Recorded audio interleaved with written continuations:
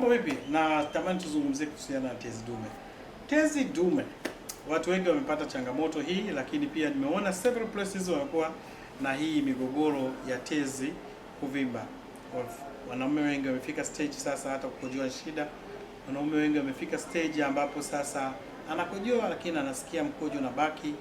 Imefika stage wakati mwingine sasa ana feel like maumivu wakati wa kukojoa, lakini pia sasa na vitu vingi ambavyo associate hiyo, ikiwepo kupungua kwa nguvu za kiume. Nikwambie, wewe uli changamoto hii, usiwazi. Kwanza elewa tezi ni kile kigrandi ambako kiko katikati ya kibofu na urethra, ambapo sasa ikiwa imetokea imevimba, ndio inaenda kucompress uwezo wa kuchujisha, lakini pia ina athari ya vitu vingi.